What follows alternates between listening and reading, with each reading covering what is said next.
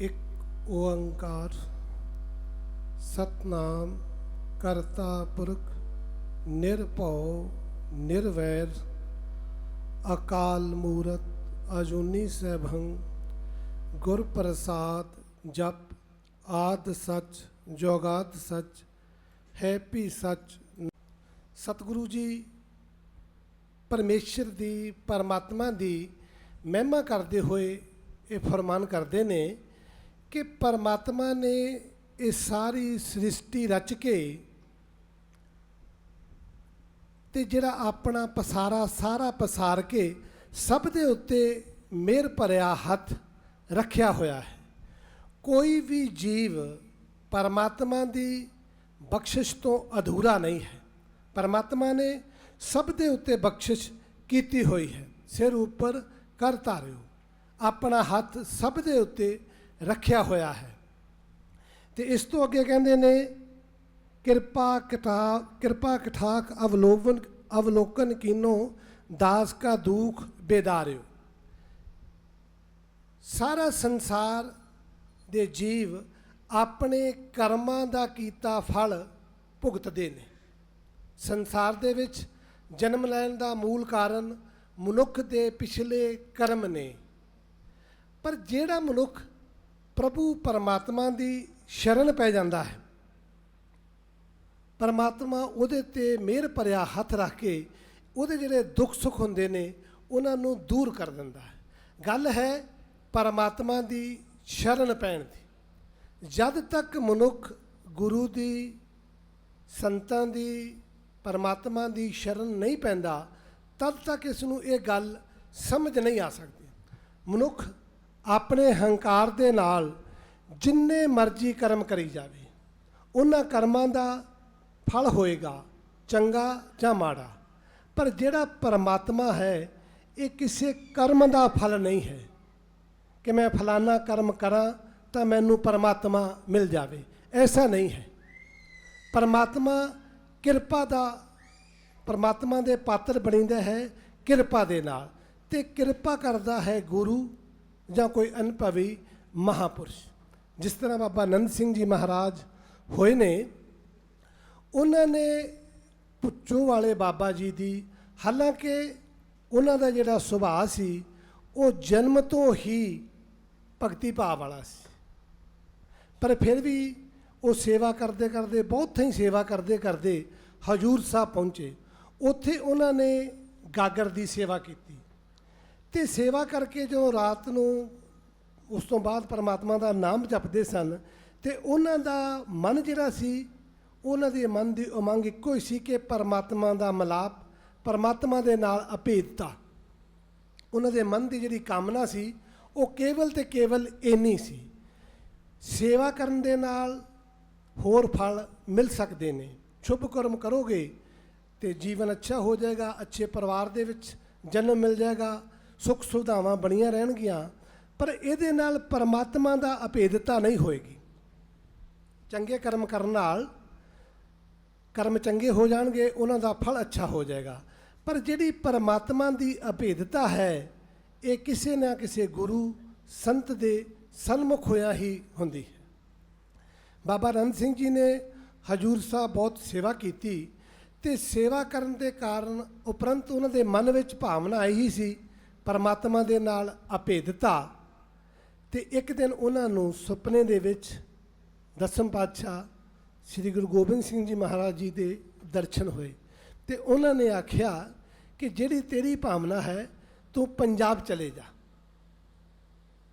पुच्छो। तो वो हजूर साहब तो अपना सब तो मेन स्थान है हजूर साहब, उत्थे सेवा करते छड्ड के ते पंजाब विच आए ते उन्होंने पुच्चो वालियां दे हुक्म दे विच सेवा की।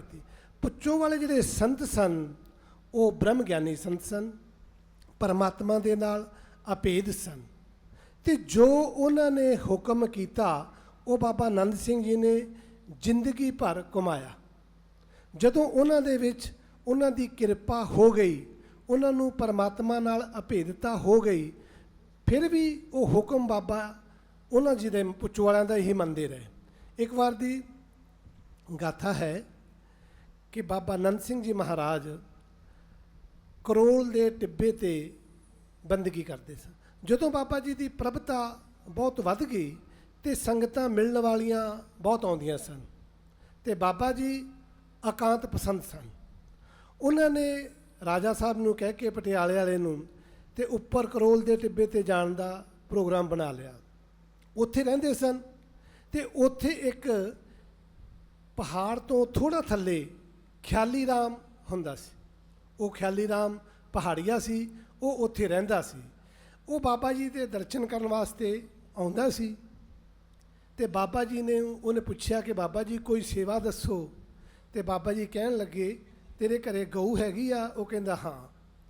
ਤੇ ਬਾਬਾ ਜੀ ਕਹਿੰਦੇ ਅੱਛਾ ਤੂੰ ਸਾਨੂੰ ਗਊ ਦਾ ਦੁੱਧ ਪਿਆ ਜਾਇਆ ਕਰ। ਉਹ ਰੋਜ਼ ਗਊ ਦਾ ਦੁੱਧ ਲੈ ਕੇ ਆਉਂਦਾ ਸੀ। ਉਹ ਜੰਗਲ ਬਹੁਤ ਭਿਆਨਕ ਸੀ, ਬਹੁਤ ਖਤਰਨਾਕ ਜੰਗਲ ਸੀ। ਆਮ ਲੋਕ ਉੱਥੇ ਨਹੀਂ ਜਾਂਦੇ ਸਨ ਤੇ ਬਾਬਾ ਜੀ ਇਸੇ ਕਰਕੇ ਹੀ ਉੱਥੇ ਗਏ ਸਨ ਕਿ ਇਕਾਂਤ ਦਾ ਕਾਰਨ। ਇਕਾਂਤ ਵਿੱਚ ਉੱਤੇ ਜਾ ਕੇ ਉਹਨਾਂ ਬੰਦਗੀ ਸ਼ੁਰੂ ਕਰਤੀ। ਖਿਆਲੀ ਰਾਮ ਨੇ ਰੋਜ਼ ਦੁੱਧ ਲੈ ਕੇ ਆਉਣਾ। ਕੁਛ ਦਿਨ ਉਹ ਦੁੱਧ ਲੈ ਕੇ ਆਉਂਦਾ ਰਿਹਾ ਤੇ ਇੱਕ ਦਿਨ ਕੀ ਦੇਖਦਾ ਹੈ ਕਿ ਉਸ ਦੇ ਨਾਲ ਨਾਲ ਇੱਕ ਸ਼ੇਰ ਚੱਲਦਾ ਹੈ ਤੇ ਖਿਆਲੀ ਰਾਮ ਆਪਣੇ ਮਨ ਵਿੱਚ ਡਰ ਗਿਆ ਕਿ ਸ਼ੇਰ ਦਾ ਕੀ ਪਤਾ ਕਦੋਂ ਮਨ ਬੇਈਮਾਨ ਹੋ ਜਾਏ, ਮੈਨੂੰ ਮਾਰ ਦੇਵੇ। ਤੇ ਉਹਨੇ ਜਾ ਕੇ ਬਾਬਾ ਜੀ ਨੂੰ ਦੱਸਿਆ ਕਿ ਮੈਂ ਦੁੱਧ ਲੈ ਕੇ ਆਉਂਦਾ ਸੀ ਤੇ ਐਦਾਂ ਮੇਰੇ ਨਾਲ ਸ਼ੇਰ ਇੱਕ ਤੁਰਿਆ ਆਇਆ। ਤੇ ਬਾਬਾ ਜੀ ਕਹਿਣ ਲੱਗੇ ਕਿ ਹਾਂ ਅਸੀਂ ਉਹ ਸ਼ੇਰ ਆਪ ਛੱਡਿਆ ਹੋਇਆ ਹੈ ਕਿ ਹੋਰ ਜਾਨਵਰ ਤੈਨੂੰ ਕੋਈ ਨਾ ਮਾਰੇ, ਕੋਈ ਹੋਰ ਜਾਨਵਰ ਤੰਗ ਨਾ ਕਰੇ। ਤੇ ਕਹਿਣ ਤੋਂ ਭਾਵ ਕਿ ਜਿਹੜੀ ਸ਼ੇਰ ਦੀ ਸ਼ਰਨ ਹੈ, ਜਿਹੜਾ ਜੀਵ ਸ਼ੇਰ ਦੀ ਸ਼ਰਨ ਲੈ ਲਏਗਾ ਉਹਨੂੰ ਬਾਕੀ ਜੰਗਲ ਦਾ ਕੋਈ ਜਾਨਵਰ ਕੁਝ ਨਹੀਂ ਕਹਿ ਸਕਦਾ। ਤੇ ਇਸ ਤਰ੍ਹਾਂ ਸੰਸਾਰ ਦੇ ਉੱਤੇ ਜਿਹੜਾ ਸ਼ੇਰ ਹੈ ਉਹ ਹੈ ਪਰਮਾਤਮਾ ਦਾ ਨਾਮ।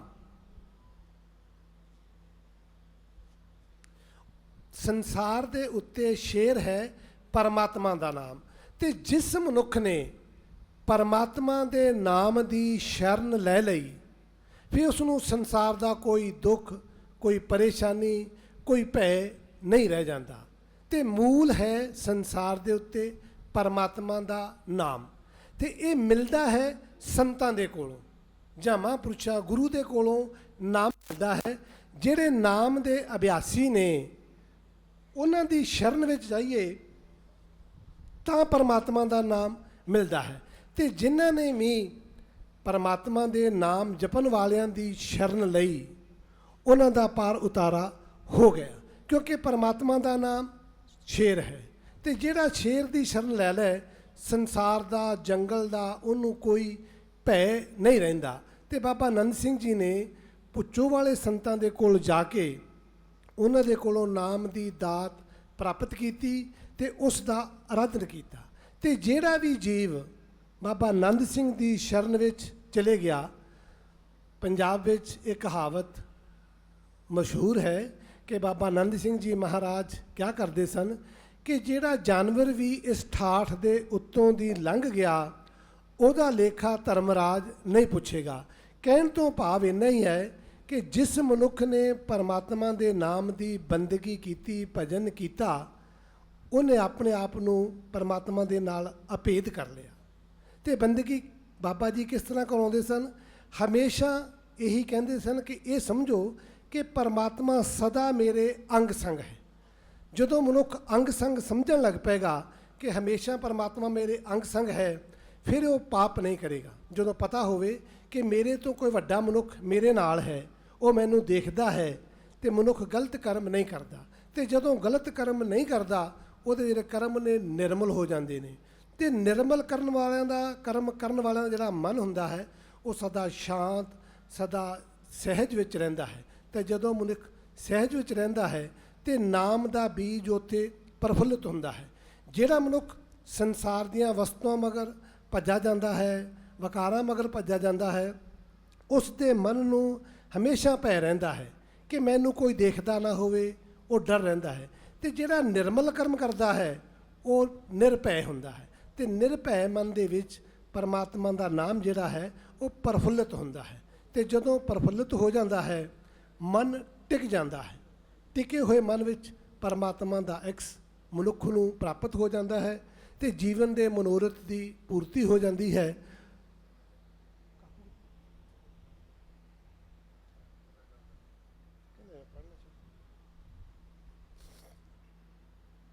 ਸਤਨਾਮ ਤੂੰ ਲਾ ਲਾ ਫਿਰ। ਹੁਣ ਆਪਾਂ ਨੂੰ ਭਾਈ ਸਤਨਾਮ ਸਿੰਘ ਜੀ ਗੁਰਬਾਣੀ ਦੇ ਸ਼ਬਦ ਨਾਲ ਜੋੜਨਗੇ। ਥੋੜ੍ਹੀ ਦੇਰ ਬਾਅਦ ਬਾਬਾ ਜੀ ਨੇ ਵੀ ਪਹੁੰਚ ਜਾਣਾ ਹੈ। ਬਾਬਾ ਜੀ ਦਾ ਹੁਕਮ ਸੀ ਕਿ 12 ਤੋਂ 1 ਵਜੇ ਤੱਕ ਅਸੀਂ ਆਪ ਸਤਸੰਗ ਕਰਾਂਗੇ। ਉਸ ਤੋਂ ਪਹਿਲਾਂ ਸਾਰਿਆਂ ਨੂੰ ਭੁਗਤਾ ਦਿਓ। ਇਸ ਕਰਕੇ ਸਭ ਨੇ ਥੋੜ੍ਹਾ ਥੋੜ੍ਹਾ ਸਮਾਂ ਹੀ ਲਾਉਣਾ ਹੈ। ਬਾਬਾ ਜੀ ਨੇ 12 ਸਵਾ 12 ਵਜੇ ਆ ਜਾਣਾ ਹੈ ਤੇ ਸਭ ਨੇ 5-5 7-7 ਮਿੰਟ ਹੀ ਲਾਉਣੇ ਨੇ। 5-4 ਗੁਰੂ ਭਾਈ ਨੇ, ਇਹਨਾਂ ਸਭ ਨੇ ਕੀਰਤਨ ਕਰਨਾ। ਇਹਨਾਂ ਕੋ ਕੀਰਤਨ ਸਰਵਣ ਕਰੋ। ਮੈਨੂੰ ਹੋਈਆਂ ਭੁੱਲਾਂ ਦੀ ਖਿਮਾ। ਫਤਿਹ ਦਾ ਜਵਾਬ ਫਤਿਹ ਵਿੱਚ ਦਿਓ। ਵਾਹਿਗੁਰੂ ਜੀ ਕਾ ਖਾਲਸਾ, ਵਾਹਿਗੁਰੂ ਜੀ ਕੀ ਫਤਿਹ।